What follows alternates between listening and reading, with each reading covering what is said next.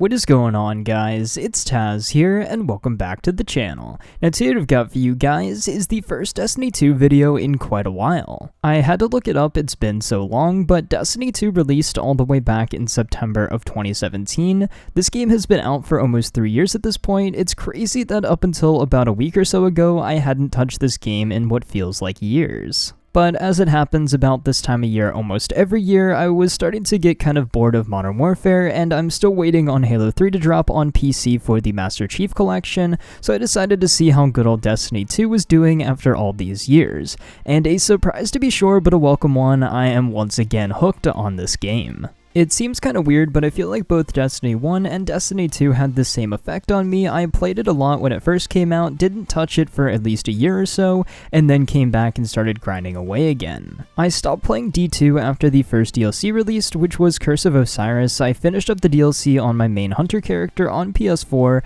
and then didn't really ever think about the game again until it went free to play. I then downloaded it on PC shortly after that, and I think I only went through a couple of missions and quickly lost interest again. But now there weren't really many other games to play. Cross-save had been implemented into Destiny 2, and the next big expansion was announced and a new season began, and I thought it was the perfect time to come back. And boy am I glad I did. My brother and I both downloaded the game on Steam and started getting back into the groove of things, completing some quests that went untouched for so long. After going through the Curse of Osiris again and playing through the Warmind DLC for the first time, we wanted more. Yes, there's a lot of fun to be had with Destiny 2 in its free-to-play state, but with Forsaken and Shadowkeep, that is where the fun really begins. Luckily for us, a bundle with both DLCs as well as the Season Pass for Season 11 was on sale for around $30, so naturally, as one does, we decided to pick it up, and I'm very glad that we did, because it transformed Destiny 2 into almost a completely new game. 2 brand new campaigns to go through, as well as more side content and quests than one person could ever get through. Starting off with Forsaken, it was so much fun to go through, and sad too. Spoilers, I guess, but I did already know this going in, that Cade 6 is killed, and the whole DLC you are out for justice and a bit of vengeance against the guilty parties. And on top of that, you finally get a bow and arrow as a primary, so you can live out your fantasies of becoming the interplanetary Green Arrow, but that might just be me. With the Forsaken DLC also came a brand new game mode called Gambit, which kind of mixes the PvE and PvP sides of Destiny into a pretty fun competitive playlist. After finishing up Forsaken, we moved on to Shadowkeep, and at the time of making this video, we're not quite done yet, but it seems like another very interesting story with Eris Morn coming back and you having to fight off past bosses on the moon from the Destiny 1 days. Basically Nostalgia the DLC, but a very fun experience. And that is one of my big takeaways from getting back into Destiny 2. It's very fun, it's very addicting, and it draws you back in with all it has to offer.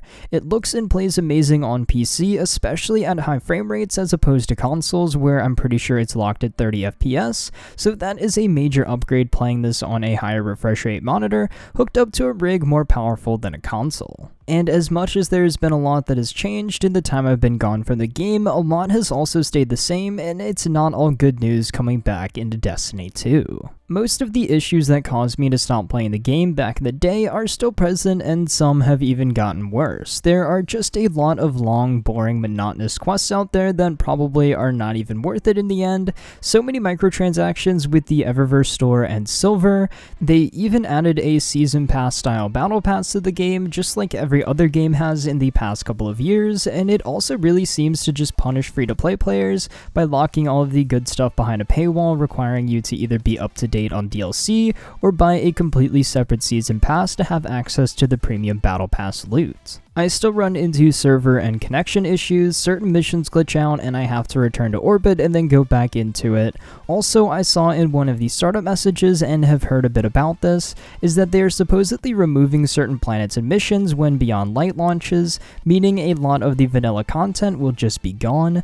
Don't really like how that sounds at all, seems kind of anti-consumer, especially for those who paid for the game at launch and maybe want to come back to the game and are unaware of how much it's changed and how you basically have to pay for the entire game and a half at this point to have access to everything else. Luckily, from what Bungie has said, it doesn't seem like this content is going to be permanently gone. It's going to be vaulted for a while to make room for all of the new content with Beyond Light, meaning some of the vanilla Destiny 2 missions and planets could eventually make their way back into the game. And probably one of my biggest issues with the game that a lot of other players can sympathize with is that it is still pretty grindy to get up to max light, which is now 1060. I do have to say though, the game does start you off at level 750 when you make a new character or transfer over old characters through cross-save if they were lower than that, which is nice, and it isn't too hard to get up to level 1000, but as it kind of always is with Destiny, the last few light levels are always a pain. So there is a lot of good, and with that a lot of bad that comes with Destiny 2, and that is why I consider it to be simultaneously one of the best and one of the worst games that I have ever played. There's no doubt in my mind that it's addicting and fun, yet tiresome and has a lot of issues.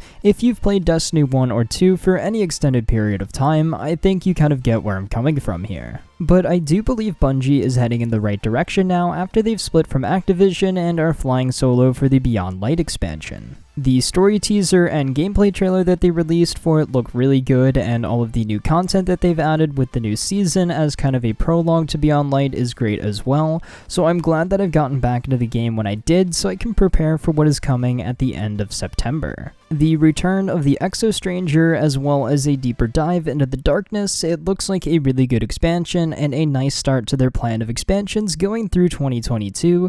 Going to have to pre-order Beyond Light sooner rather than later, and probably even going to go for the deluxe edition. I do think it is a bit overpriced, coming in at a whopping $70 for an expansion, but it does have some extra goodies and the full season pass for the next year of content.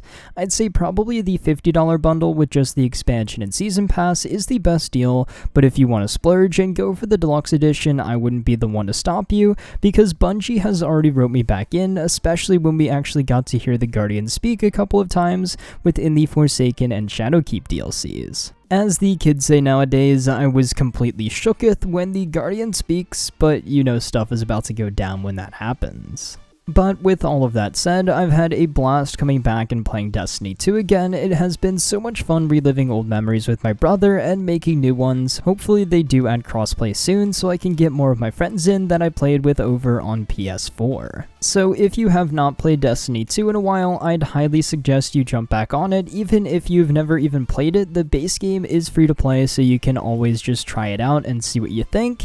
If you plan on getting the past DLC, I'd say wait for a sale to get the most bang for your buck, especially with Beyond Light not too far away at this point. So with that said, I want to know what you guys think about all of this down there in the comments below. Have you been playing Destiny 2 since launch, or are you like me and kind of got bored with it? Do you plan on hopping back on the game and giving it another shot if that was the case? And what do you guys think of the trailer and teases for the Beyond Light expansion?